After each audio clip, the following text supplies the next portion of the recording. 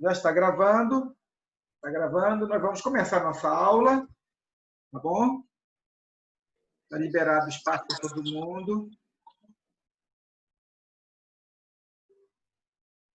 Muito bem, gente. Boa noite.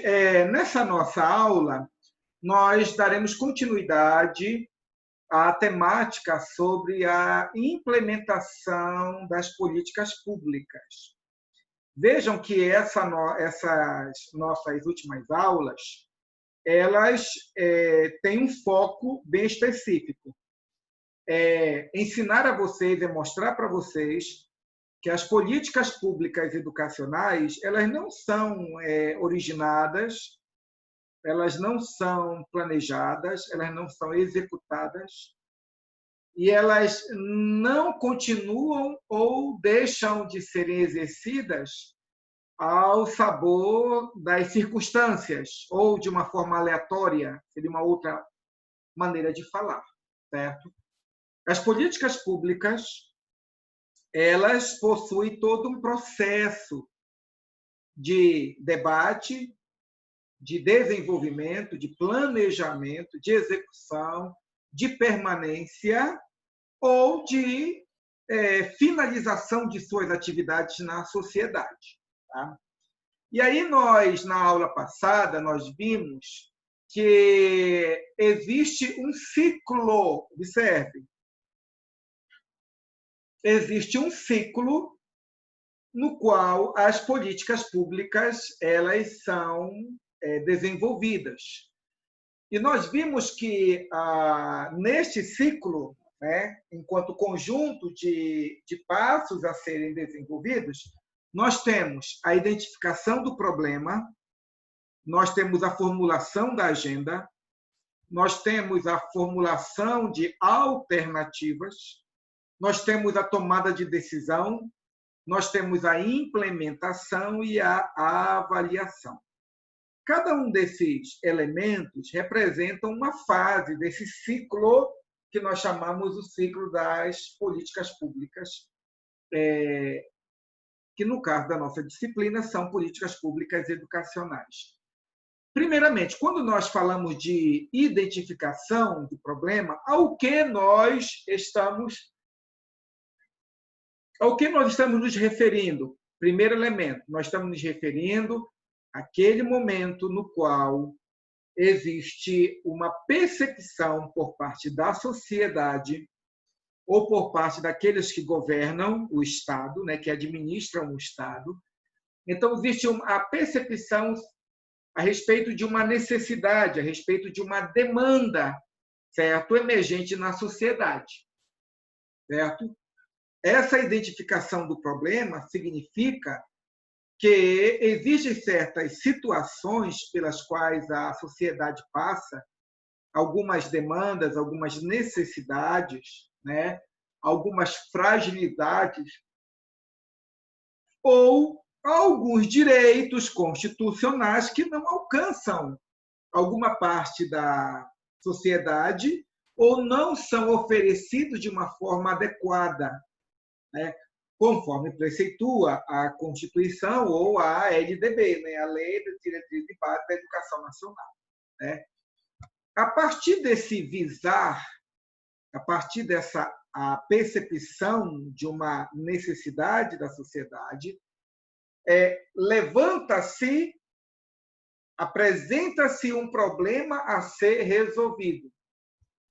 A partir desta apresentação de um problema a ser resolvido, de uma situação a ser administrada pelo poder público, levanta-se, então, a partir daí, uma agenda, uma agenda na qual convida-se a sociedade civil, uma agenda na qual os técnicos na área, no nosso caso, da educação, uma agenda na qual os nossos representantes políticos, uma agenda, né, um calendário, no qual aqueles que detêm o poder jurídico, né, o poder legal, também são convidados para debaterem sobre a temática né, que está sendo colocada como elemento importante para a educação nacional. Então, vamos dar um exemplo aqui. Nós hoje temos a BNCC, a Base Nacional Comum Curricular, né? A BNCC, ela não foi criada, ela não apareceu na estrutura da educação nacional da noite para o dia. Foi observado que a Constituição Federal já apontava para a necessidade de um documento que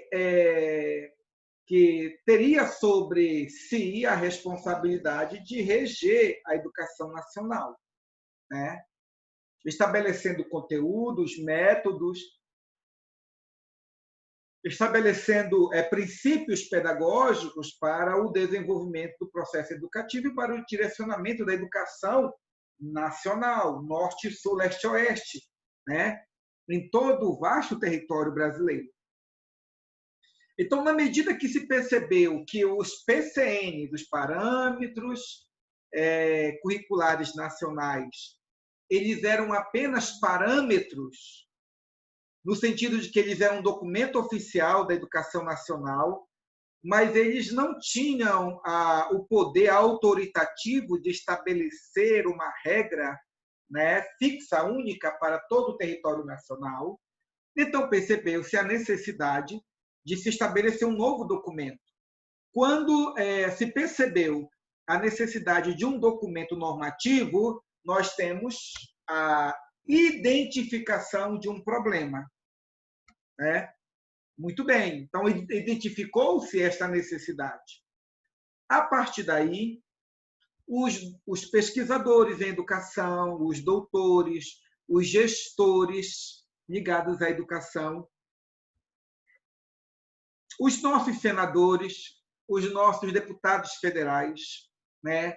Aqueles que se envolvem também com a legislação relacionada à educação nacional, também foram convidados.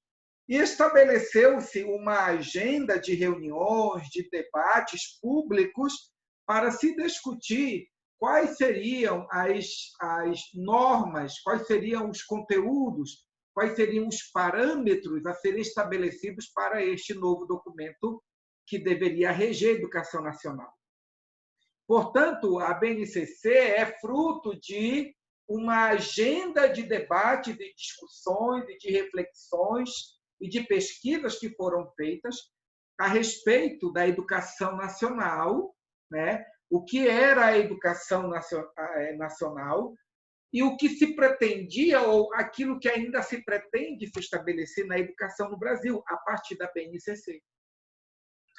Então, essa formação da agenda é exatamente o estabelecimento de uma série de datas a serem obedecidas, né, para que o debate sobre determinadas temáticas na educação seja estabelecido, a fim de que, por meio do debate público, a partir da problematização das questões relacionadas à educação, possa se decidir qual política pública seria, né, ou é, né, no contexto que nós vivemos agora, né, ou é a melhor política pública para se resolver as questões que estão emergentes na educação hoje, né?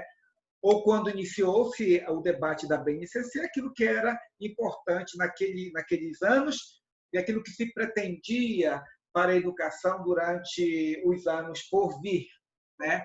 Então, essa é a formação da agenda.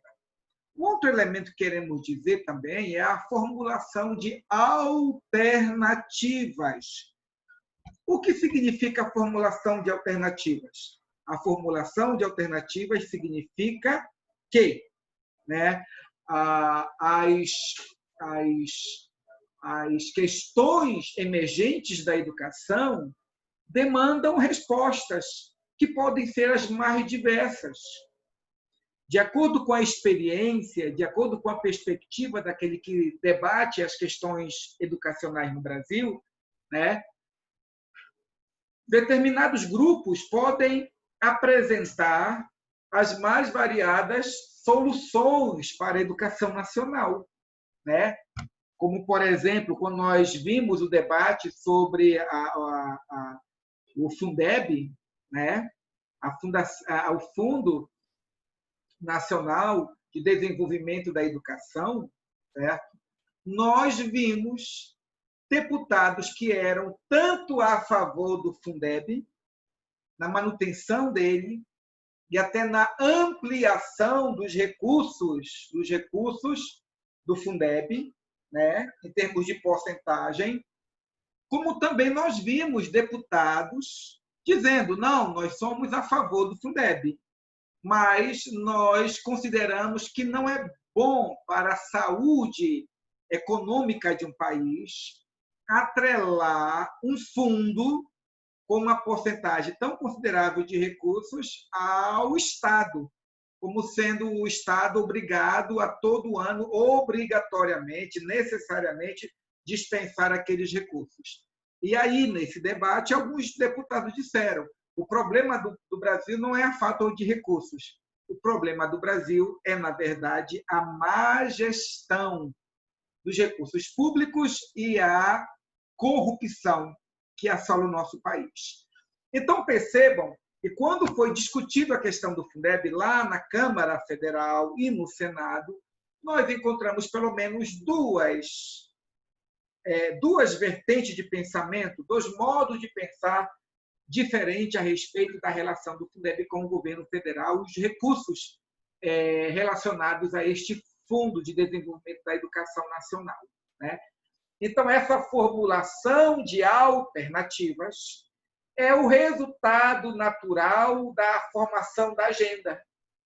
Depois que se formula uma agenda para o debate, então a sociedade civil é ouvida, os doutores em educação são ouvidos, os pesquisadores de determinada área são ouvidos, quando os senadores são ouvidos, os deputados federais que têm uma vocação ou têm um compromisso com a educação também participam do debate público, né? Quando o governo envia o seu representante, quando o ministro da Educação participa também do debate sobre essas questões educacionais, como fruto de todo esse movimento democrático, surge, então, a formulação de alternativas. A fomentação do debate público gera a possibilidade de se resolver determinados problemas educacionais a partir de várias situações propostas, né? Como, por exemplo, hoje, né, quando nós falamos de que existem milhares de jovens e adultos que não estão assistindo a aula, que estão trabalhando, que evadiram da escola, certo? A partir desse problema, várias alternativas foram levantadas como alternativas plausíveis para políticas públicas educacionais, né? E aí, em um determinado momento, foi decidido, ano passado, de que, entre outras políticas públicas educacionais vinculadas à educação de jovens e adultos, a educação de jovens e adultos poderia também ser ofertada através da EAD.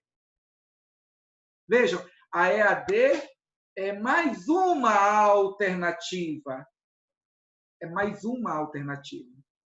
Então, percebam que, enquanto ocorre essa formulação da agenda, enquanto existem debates, as soluções elas estão sendo apresentadas.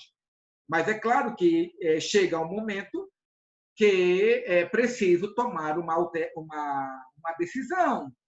É preciso colocar em cima da mesa as alternativas, as propostas que foram enviadas, e o governo tem que tomar uma decisão a respeito de qual seria a melhor política pública educacional para aquele momento histórico.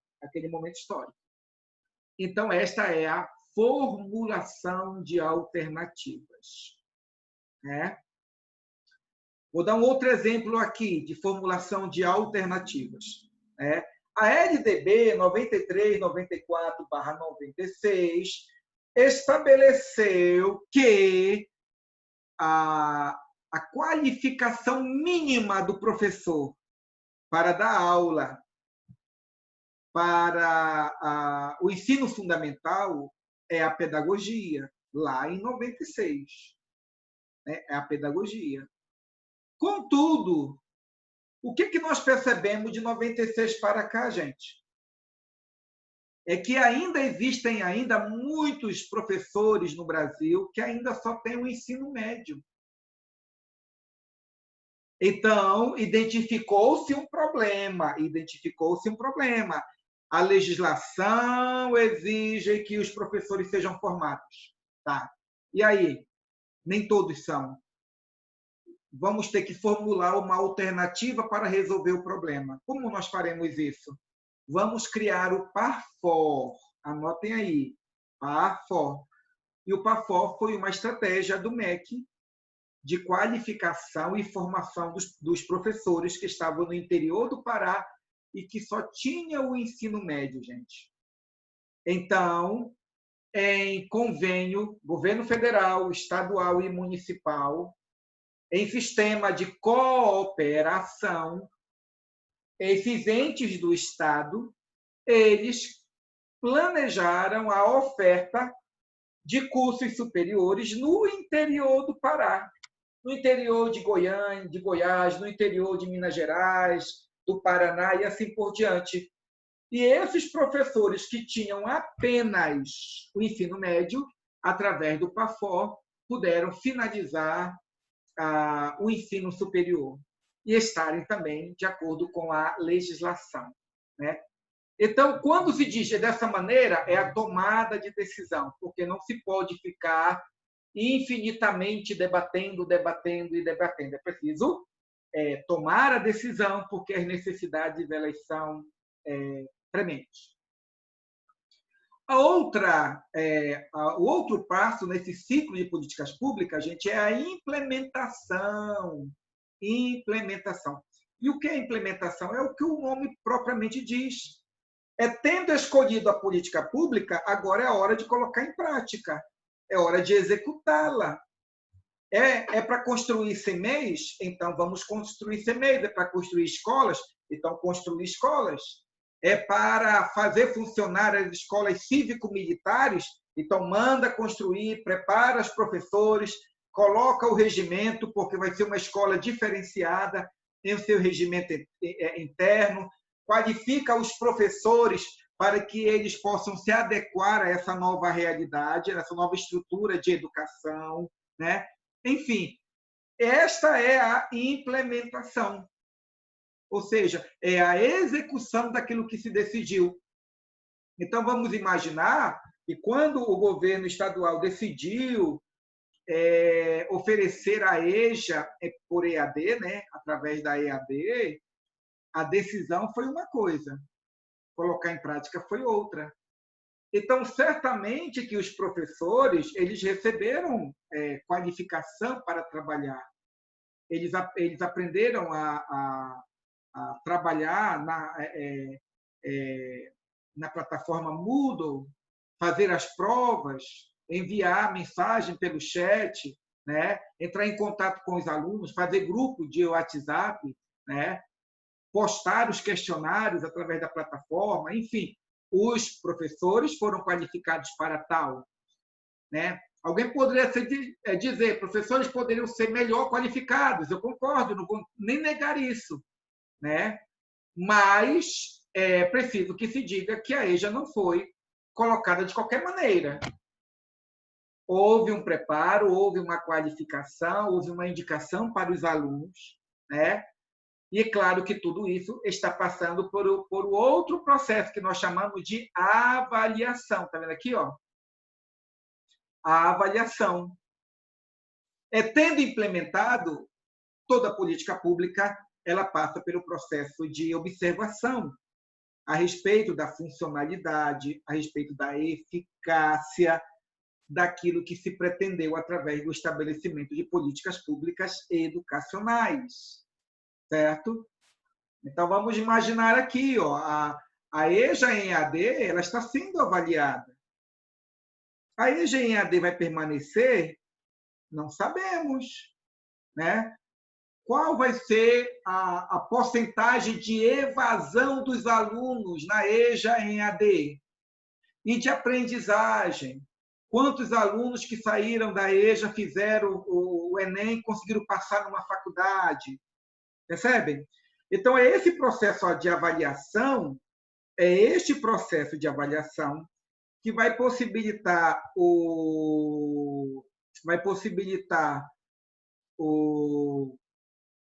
a política pública permanecer, ser ampliada, ser modificada, ser ajustada ou ser eliminada. Se, após a avaliação, chegasse à conclusão que a política pública, que já se tem há 10 anos, 15, 20 anos, que talvez ela já não cumpra mais o seu papel educacional e social. Vamos lembrar do Mobral. O Mobral já foi o meio de recebimento e de qualificação dessas pessoas que tinham ficado fora da escola, certo? O supletivo, né? O supletivo também. Eu dei aula para o supletivo. O supletivo era para atender a demanda daqueles jovens e adultos que tinham saído da escola e não tinham terminado a escola no tempo prescrito, né? Pela lei. Hoje nós temos hoje nós temos a EJA, que tem a mesma finalidade, mas que possui outras características mais modernas, mais adequadas à nossa situação. E a partir desse momento, então, tendo estabelecido esse ciclo, nós temos também os modelos de implementação das políticas públicas, gente. Nós temos os modelos. E aí os modelos, eles são praticamente dois, ou basicamente dois. Nós temos o modelo top-down e temos o modelo bottom-up, né? São dois modelos que revelam o modo pelo qual as políticas públicas elas são implementadas na sociedade. E aí, pela imagem que está em tela, é possível perceber que o modelo top-down é o modelo de cima para baixo e o modelo bottom-up é o modelo de baixo para cima, certo? E estes dois modelos, eles representam formas distintas de gerir as coisas públicas. Tudo bem? São modos distintos de nós gerirmos as coisas públicas. Então, primeiro, no modelo de cima para baixo, ou seja, o modelo top-down, né, existem poucos atores que participam da decisão e das formas de implementação. Observem. De cima para baixo, como a própria ideia já aponta, certo? É uma forma de gerir, de fazer valer e acontecer as políticas públicas a partir de processos administrativos, burocráticos, no qual dá-se grande ênfase à hierarquia. É por isso que é de cima para baixo. Trata-se de uma concepção hierárquica de uma administração pública, né? Então, existem aqueles que mandam e aqueles que são comandados, né? Sendo as decisões cumpridas sem indagações. No modelo de baixo para cima, os favorecidos pelas políticas públicas, os atores privados, são chamados para participar do processo. Então, primeiramente, vamos ver esse modelo top-down. Eu vou dar um exemplo para vocês. Olha só. Agora, nós não estamos em aula remota? Nós não estamos num processo ensino-aprendizagem? E eu pergunto para vocês, esse procedimento educacional é legítimo? vocês têm certeza que ao final do semestre as notas e os trabalhos, certo? De todo o esforço acadêmico que vocês estão fazendo, vai realmente concorrer com a legitimidade de todas essas ações? Ou, de fato, embora estarmos estudando, o semestre está perdido? Me expliquem aí, me falem aí.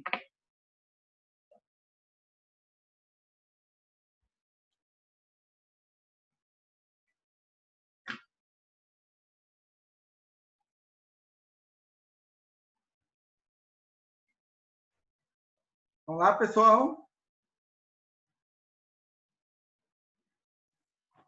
Professor, eu creio que o semestre não está perdido, não, porque nós estamos tendo aula, normalmente é uma aula remota, mas estamos aprendendo. O senhor está me ouvindo? Sim, estou sim. Aí eu pergunto, o que lhe garante que legalmente o que nós estamos fazendo vai ser aceito? Bom, isso aí já é meio... Mas eu creio que sim, né? Porque, infelizmente, nós só podemos estudar assim, né?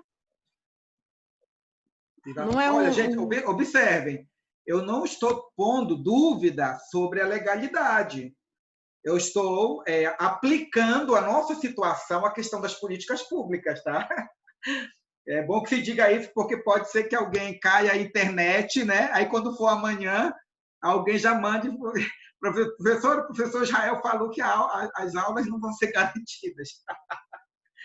Eu estou apenas aplicando. Eu estou apenas aplicando. A pergunta que eu torno a dizer novamente: o que garante para nós que todo esse processo de aula remota, de grupos no WhatsApp, de prova enviada pela plataforma, pelo e-mail, certo? O que garante que todo esse trabalho realmente vai ser considerado e o semestre não será perdido? Pode falar, dona Margarida.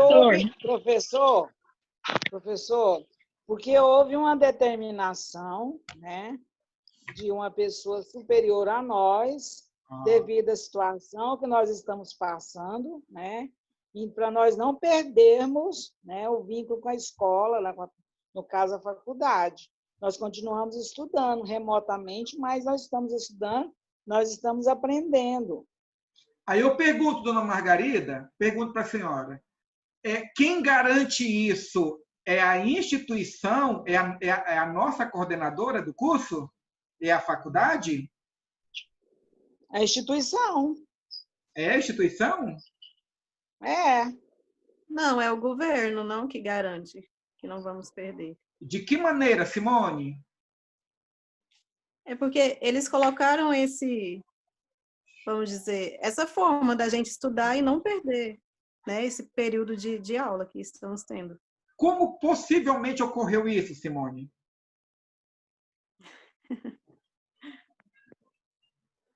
Devido a estudos, pesquisas. Devido à pandemia, né, nós ficamos sem aulas e eles decidiram que deveriam ter essas aulas, né?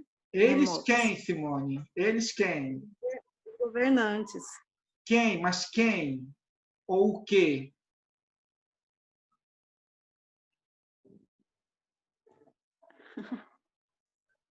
Vamos lá, gente. Estrutura da educação. Gente, quem é que coordena, quem é que administra a educação nacional, gente?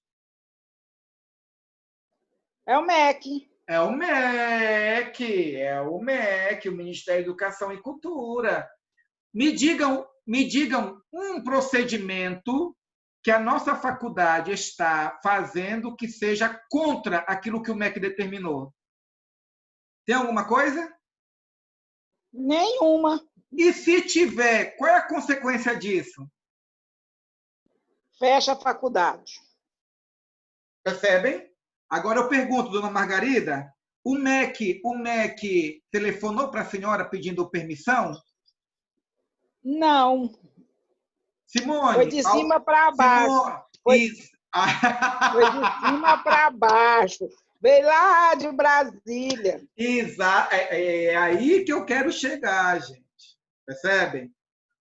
No nosso caso, gente, a questão da pandemia justifica exatamente de todas essas políticas públicas educacionais que foram implementadas no Brasil por conta da pandemia. A educação no Brasil ela está ocorrendo de uma forma ordinária ou extraordinária? Hã?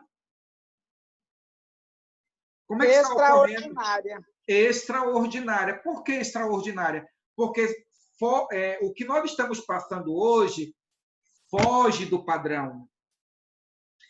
No dia que nós estávamos, no dia 31 de dezembro, certo? Todo mundo comendo arroz com passa, certo? E ervilha, e tomando champanhe, ou tomando refrigerante, ou tomando vinho, rindo. Nós nem imaginávamos que nós passaríamos por tudo isso. É ou não é? É. Aí eu pergunto, e quem é que está normatizando todo esse teberê de coisas? Quem é que está legitimando, quem é que está estabelecendo regras para o funcionamento da educação nacional, gente? Quem estabelece as portarias? O MEC. É o MEC, gente. Para vocês terem uma ideia, o MEC ele já até decidiu que se no próximo ano, escolas, instituições educacionais as mais diversas, se essas instituições decidirem que não vão retornar, eles têm um amparo legal para continuar em aula remota até 2021. Eu não estou dizendo que vai ocorrer. Eu estou dizendo que o MEC, como o ministério que tem sobre si a responsabilidade de coordenar a educação nacional, ele não pode ficar esperando as coisas ocorrerem para tomar uma decisão. Percebem? Então, existem pessoas no MEC, existe o nosso ministro da Educação, existem os técnicos no Ministério da Educação que estão pensando na educação 24 horas. E que, em determinados momentos, algumas decisões têm que ser tomadas de cima para baixo para que a esfera estadual e municipal tenham o tempo hábil para poder ajustarem o seu sistema educacional de acordo com as deliberações do MEC.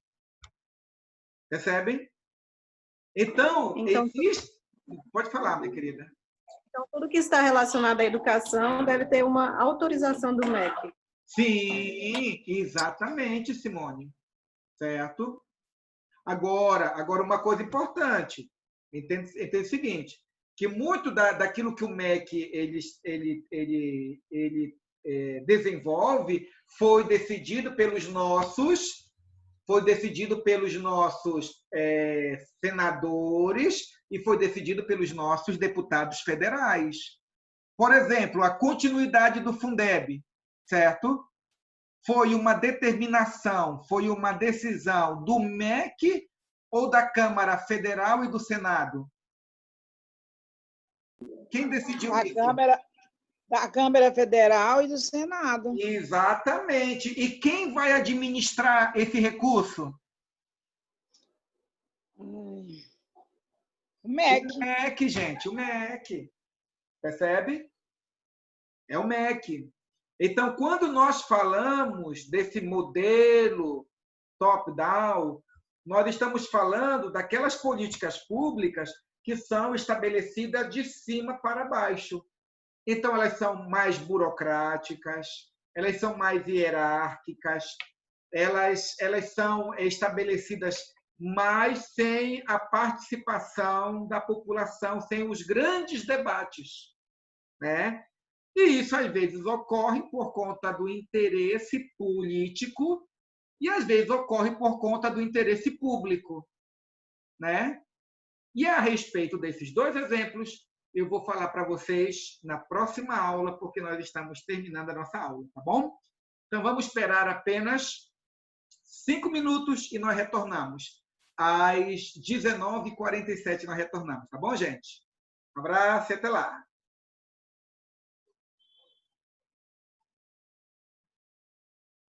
Professor, Oi? estão falando por aí, não sei se são as más línguas ou as boas línguas, que faculdade, escolas não podem reprovar o aluno. É verdade isso? Procede? Não, isso não procede, não. Falta um minuto para cair, tá? Daqui a pouco nós retornamos, tá bom? Nós retornamos. Daqui a 5 minutos.